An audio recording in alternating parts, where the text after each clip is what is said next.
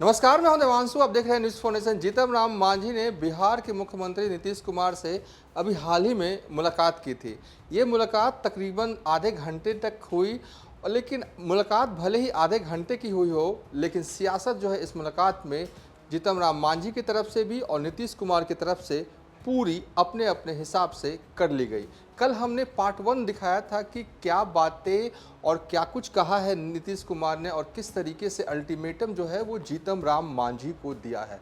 लेकिन कल हमने आपको पूरा नहीं बताया था कि इस आधे घंटे की मुलाकात में पूरी बातचीत हुई थी क्या। तो आज हम उस बातचीत का पार्ट 2 लेकर आ रहे हैं और अब हम आपको इस वीडियो में आपको बताएंगे कि नीतीश कुमार ने जीतन राम मांझी को अल्टीमेटम देने के बाद अपने तरफ से या कहें कि जेडीयू की तरफ से, महागठबंधन की तरफ से जीतन राम मांझी को सख्त लहजे में क्या प्रपोजल जो है, प्रपोजल नहीं फाइनल प्रपोजल जीतन राम मांझी को दिया क्या है।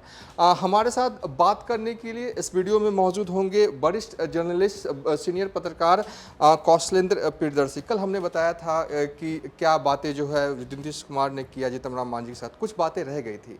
तो क्या बातें हुई आपके हिसाब से, जो सूत्र बता रहे हैं आपके? देखिए, जो पक्का सूत्र बता रहा है वो कल भी मैंने बताया था और जीतन राम मांझी भी और उनके साथ गई जो टीम है वो भी समझ रही होगी। जीतन राम मांझी के बारे में कल हमने बताया था कि नीतीश कुमार ने भले ही खुले ढंग से कहा, इसको सख्त लहजे में नहीं कहिए, क्योंकि उन्हें आशा थी और लगातार वो बोल रहे थे कि लोकसभा चुनाव के दौरान हमें इतनी सीटें चाहिए, जो ख्वाहिश थी उनकी। तो उस ख्वाहिश पर उन्होंने विराम लगा दिया और कहा कि भाई आप विलय कर लीजिए। विलय करने के बाद आप ही नेता रहिएगा। ये भी उन्होंने बताया कि अगर आप विलय कर लेते हैं तो हमारे बाद तो आप ही हैं, आप सीनियर हैं, आप आ जाइए। अब प्रलोभन कहिए या सियासत कहिए या फिर राजनीति कह लीजिए। तो ये कहा, लेकिन सबसे बड़ी बात जो इन सारे चीज़ों से निकल करके आई, अगर कल से थोड़ा सा अलग हट जाते हैं, कि जीतन राम मांझी जब अपने 4 विधायकों के साथ और मंत्री बेटे के साथ, उसमें उनके बेटे भी थे, वो जब गए मुख्यमंत्री से मिलने और उन्हें लग रहा था कि आगे का चुनावी चौसर हम यहाँ बिछा करके निकल लेंगे, तो ये चीज़ नहीं। उसके बाद मुख्यमंत्री जब बातचीत का दौर ख़त्म हुआ तो उन्होंने एक चीज़ और कहा कि भाई आप जो आपके मंत्री बेटे हैं उनको फिर से हम एमएलसी बनाएंगे। चुनाव लड़ाने की बात उन्होंने नहीं की, एमएलसी बनाएंगे और एमएलसी बना करके फिर मंत्री बने रहेंगे ये, ठीक है। अब डिपार्टमेंट और विभाग क्या होगा बाद में वो चीज़ें तय की जाएंगी, लेकिन इनको हम लड़ाएंगे, एमएलसी बनाएंगे और इनको मंत्री बने रहेंगे। और जीतन राम मांझी को लेकर के उन्होंने जो बड़ी बात कही वो यह कि आपको लोकसभा चुनाव लड़ाएंगे और आप अब चलिए वहाँ दिल्ली और 2024 के चुनाव के परिणाम आने के बाद आप मंत्री बनिए और चुनाव भी आप कहाँ से लड़िए, गया से लड़िए। तो हाँ, मतलब मांझी तो आज भी कह रहे हैं कि कुछ लोग इस तरीके से चला देते हैं, मेरी बात को कट पेस्ट करके चलाते हैं। तो हम तो ये सूत्रों के हवाले से खबर दे रहे हैं कि मांझी के साथ ये बातें हुई है।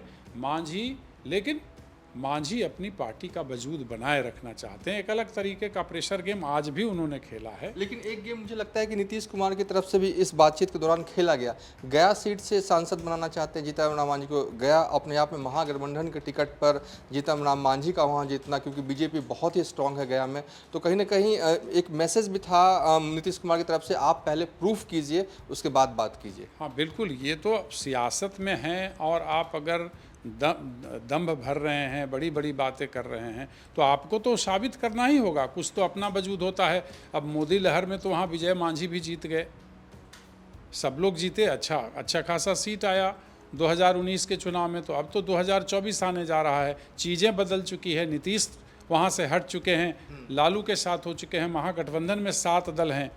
लेकिन वही तो मजबूरी है ना कि आखिर अगर ये दलों के दलदल में फंसिएगा तो आपको हम क्या सीट दे पाएंगे, आपको सीट नहीं दे पाएंगे। इसलिए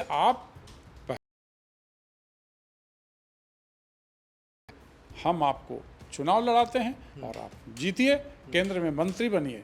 तो ये जो मतलब प्रलोभन कहिए, सियासत कहिए, नीतीश कुमार की अपने तरीके से की गई। जीतन राम मांझी या उनके बेटे जो पार्टी के वजूद को लगातार खड़ा कर रहे हैं। आपने देखा होगा कि नीतीश ने जब यात्रा शुरू की तो जीतन राम मांझी ने भी यात्रा शुरू कर दी, और यात्रा का एक पार्ट कुछ ही दिन में शुरू होने वाला भी है।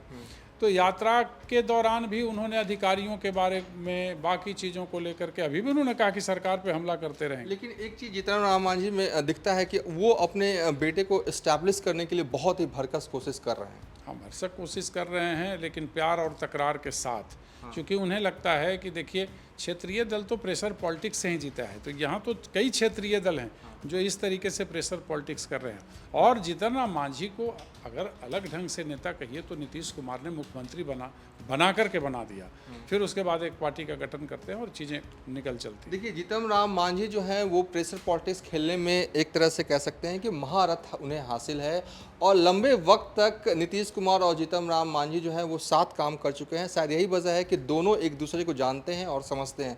जो बातें, जो डील जीतन राम मांझी की तरफ से बताई गई नीतीश कुमार को, तो नीतीश कुमार ने भी नहले पर दहला खेलते हुए एक और डील दे दिया उन्हें। कुल मिलाकर यही हुआ। देखिए, अभी जो कल कोर ग्रुप की बैठक थी उससे बातें निकल करके नहीं आई है कि क्या वहाँ हुआ नहीं हुआ वो, लेकिन आज जिस तरीके से वो बोल रहे हैं जीतन राम मांझी, उससे अनुमान लगाइए। उन्होंने कहा कि पहले की तरह बिना शर्त हम समर्थन दे रहे हैं। अभी ये तो बिल्कुल समर्पण वाली हालत है, तो आप समर्पण है तो फिर आप कहाँ जाइए। थोड़ी खिंचाई भी कर दी शराबबंदी की। लेकिन इस बार के जो स्थिति है उसमें यह है कि कौन किसके साथ ये पता नहीं चल रहा, कौन कब ससर लेगा और अपनी सियासत करने लगा, ये किसी को पता नहीं। चलिए, बिहार की सियासत में 2024 से पहले बहुत ही पानी बहना है। तो नीतीश कुमार और जीतन राम मांझी की मुलाकात में हुआ ये कि नीतीश कुमार ने कहा कि संतोष मांझी को हम फिर से एमएलसी बनाएंगे, उन्हें मंत्री जो है आगे भी रहने देंगे। आप यानी कि जीतन राम मांझी, आप गया चुनाव लड़िए, जीतिए और दिल्ली चलिए। तो ये जो खबर है वो हमारे पुख्ता सोर्सेज ने बताई है। फिलहाल इस वीडियो को हम यहीं पर एंड कर रहे हैं, और देश दुनिया की खबरों के लिए देखते रहिए न्यूज़ फॉर नेशन।